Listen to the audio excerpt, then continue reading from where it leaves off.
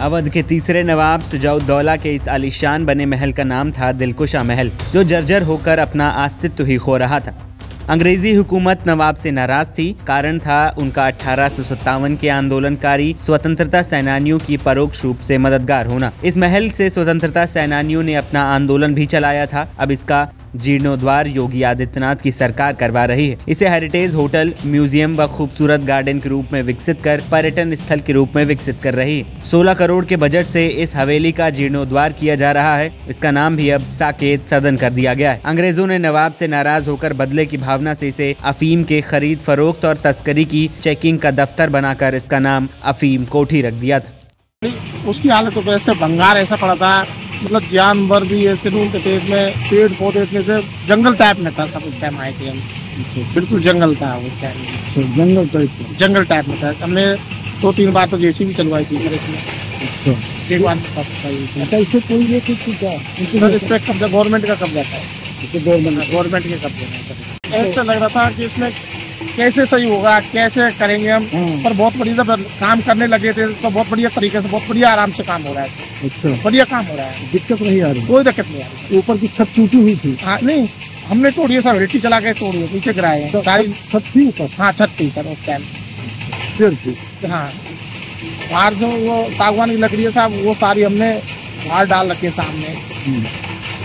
वो आप बनवाते हैं तो आपको लग रहा होगा कि ऐसा ही वही तरीके से इतनी मजबूती होगी सर।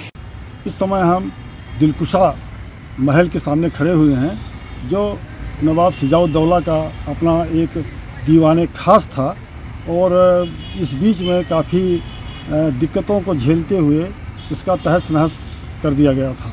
अंग्रेज़ों के रिजीम में जब इसको सौंपा गया उनको, तो इन्होंने बदला लेने के लिए, क्योंकि यहाँ पर क्रांतिकारियों का एक तरीके से जमावड़ा रहता था, यहीं से संचालन होता था 1857 के उस गदर का, तो उस जो आंदोलन था, तो उसी समय अंग्रेज़ों को ये लगा कि ये नवाब जो हैं ये हमारे विरोध में काम कर रहे हैं। और उन्होंने इसको, जब इनके महल की सबसे खूबसूरत महल जो उन्होंने बनवाया, उसके बारे में उनको ये पता था कि इनकी सबसे बड़ी एक खूबसूरत इमारत है, तो उसका नाम उन्होंने, जब उनके कब्जे में बाद में आया ब्रिटिश की हुकूमत में, तो इसका नाम उन्होंने अफीम कोठी रख दिया। और यहाँ से अफीमों का पूरा ऑफिस बन गया और यहीं पर से संचालन होने लगा अफीम के रोज़गार का।